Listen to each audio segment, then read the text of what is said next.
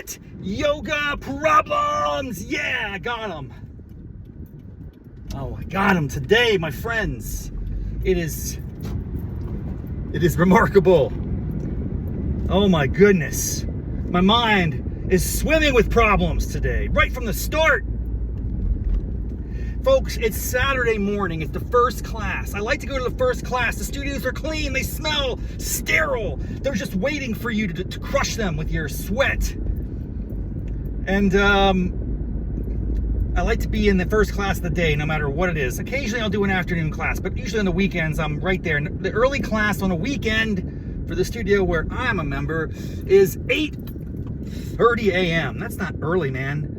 By that time on a weekday, I'm out and about, I'm running, I'm kicking butt, like I'm on, so I gotta, it's a little awkward, but I get there. Now, I get there early, I wanna get the corner spot. You know me. If you listen to this show, you know my preferences. By the way, they are not unusual preferences. I think I have pretty standard yogi mat space location preferences.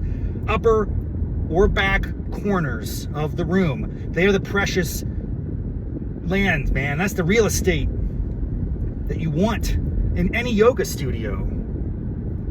Okay? And I make a point of trying to arrive early, but I don't want to be obnoxious about it because if you're the first class, the instructor's there, she's getting things set up, she's booting up the computer. You don't want to show up 30 minutes early, do you? No, I don't. But some other people do. How is this possible? I think it's like a Duke basketball game. They're camping out all night. As soon as the yogi instructor gets there, they just descend. And then there's these people that as soon as they come in, they check in, they don't even change clothes. They don't go to the change room. They run up the stairs, they're fighting each other, they're clawing, they're scratching. They want to get the corner spots too. I know it. I respect that. They have a desperation and an urgency for prime real estate. And God, I'm in that category, but I'm just not as aggressive about it. I just want to go through the routine. I go into the change room. I take my shoes off. I put my wallet and my phones and my keys into the cubby hole, and I beep, beep, beep, beep, beep, get the numbers, and I use my code. And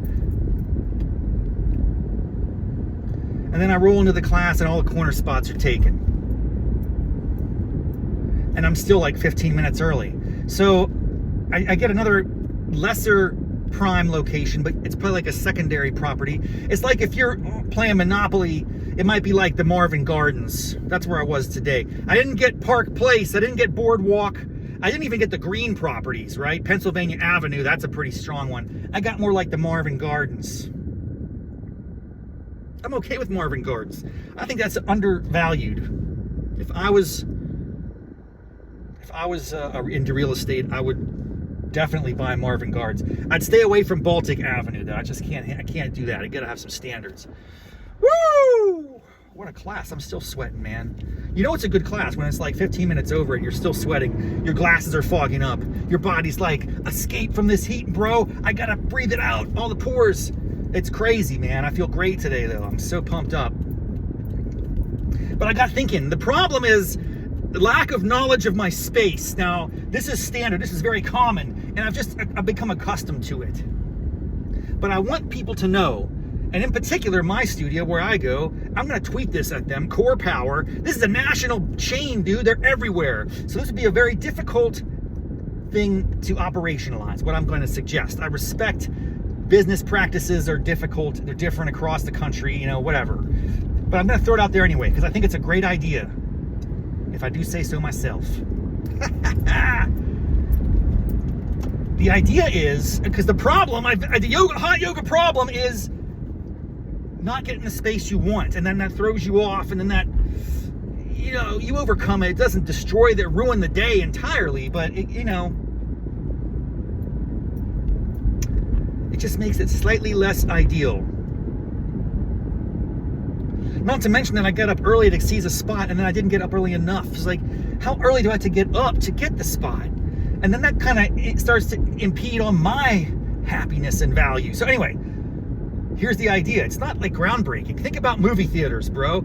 That has been a radical transformation. Most of the movie theaters I go to, not all, but the vast majority, and it seemed like it happened overnight, they start letting you pick the seat that you want. That is money. You don't have to worry about showing up early to get a good seat. If you're someone who likes to go to the cinema, you know your location. I'm an aisle guy. I want to be ready to bust out as soon as the credits roll. That's my game. I don't have time for credits. So why can't we reserve mat spaces in advance? Now, here's the real thing. So a business might say, Raffety, you're asking us to add a new feature to our app. It's going to be very complicated because the layout of the studio is different in every city, and each of the rooms is going to have a unique number of spots. This is actually a lot more complicated than you're asking. So I don't think it's possible. The return on investment is probably not a positive one. I disagree. However, I'm not a businessman, but I'm still going to throw it out there. Let me throw this out there. I would pay a premium for a corner spot. I'm kind of surprised movie theaters don't do this yet. I think that the popular spots in movie theaters, and they have the data to confirm this. Someone just has to scrape that data from years and years of seat reservations. Which are the most popular seats? You could actually determine with a very high level of accuracy on an average moviegoer's experience which seat in the theater is the most popular, the most commonly first chosen seat. I bet that Regal and AMC and all those folks that do this, I'm sure they could share that data. And then they could price those seats at a higher cost. And I'm okay with this. This is like price discrimination because it accounts for tastes and preferences that are varied across. Now, here's the fun part. If you're a yogi practitioner who doesn't give a rat, I can't go because these people, you're flashing your lights at me, I can't go because there's people there, all right? Jeez, I can't go when there are people crossing the street. Sorry, it's always a traffic situation in this city, man. Arlington, people, squirrels, freaking Maryland drivers, you know. All right, listen, peak pricing too. They do it for matinees. Like, you can have price discrimination that is good and helps like balance out the crowds. Because guess what?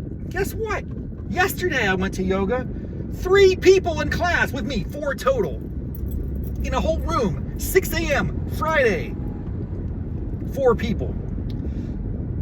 We all got the spot that we wanted, and we didn't have to pay extra, or we didn't pay less. It's like, wouldn't they have liked to drop the price a little bit for more people in the studio? I just think there's an interesting business model that people are not exploring here. Price discrimination in yoga studios. Someone needs to seize this opportunity and give people the option to choose their space. Reserve the space on the mat that you want, man. The space in the room. I bet there's a lot of people that would pay a premium. Now, you can add that as a feature if you're like an all-inclusive member like me. I'm just like, I pay a lump sum every month, and I can go unlimited yoga, boot camps, whatever I want, which is cool. It's a great model. And it actually is an encouraging one for me. It's like, geez, every time I go, my price, my cost per session, it goes down. And can I get that cost lower than what it would cost me to go as a one-off? And usually the answer is yes. I got to go probably like 10, maybe 8, 9 times a month to justify that investment. And I do keep track of it. I know I'm not crazy. I am crazy, but I'm a little more into it than other people. But I'm sure people think like this. Like, you make those trade-offs, man. So what's this all mean? What am I getting at? Core power, please think about this. Run an experiment. I'm not saying you got to adopt this nationwide. I'm saying come here to Northern Virginia, in the Ballston or the Clarendon studios, and kind of work with the staff, number the spots, and create a little feature. This is an investment. I get it. But I think I have a hypothesis here. Like, you could invest and let people, and maybe if it's just, I don't know. There's got to be a way to do it. Just one of the rooms. Just do one of the rooms. And do this for a couple months and see what you discover. And by the way, the other cool thing about this is another idea. Okay, maybe this is less expensive. This is another idea. It's not quite as sophisticated, but it's an interesting concept to me as a consumer. how valuable would it be to me? I think the answer is pretty valuable. If when I was looking at the class options for any given day, I got 8:30, I get 9 o'clock, 9:30, 10:30, 11, whatever, all these different options, right? And you see all the information, the yoga, the title of the class, the instructor, the instructor's biography, blah, blah, blah, blah, blah. Great, cool, okay, lovely. What if you had like a little thermometer or a temperature gauge, you know what I'm talking about, to keep track of, is the class full or light in attendance? And this like little thermometer would go up or down, and it'd be green, yellow, or red as it approaches max capacity. And then when the thermometer hits the top, boom, the class is booked, then you're on the wait list. Now, why would I want that? As somebody who likes to have a little more room, I might adjust my schedules if I had flexibility, which often I don't. On weekdays, I'm always going to be a 6 o'clock guy. It's just I want to be there. But if today was a crowded class, maybe weekends are always crowded. They kind of tend to be. That's when people get their yoga on, I guess. But I think it'd be fun to know which classes are least or most attended, and as you're choosing the options, right? Isn't that an interesting concept? I don't know, man. I just think I have some cool business instincts.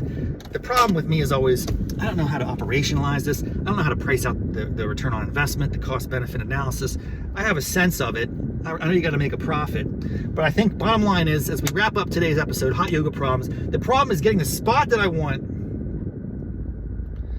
And I think there's an answer here. I think there's a potential revolutionary, transformative innovation that Core Power could bring to the table, which would be reserving your mat space, and potentially, once you get some data, having an upcharge for the prime spots, or including that in your annual membership, such that people would be like, yeah, if I get this all exclusive membership, I get to reserve any spot I want. I don't have to pay that extra fee. So you can, again, incentivize people to join your all-inclusive, which I'm sure is a racket. I'm sure a lot of people sign up for the all-inclusive and then only go like 3 days a month, and you're just raking it in on them. But you want to get more of those people signed up, right?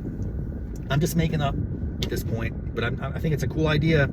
So I'm taking a problem, and I'm trying to propose a solution to the problem. I'm trying to be solutions-oriented today on Hot Yoga Problems. So thank you for joining me, folks. Have a wonderful weekend.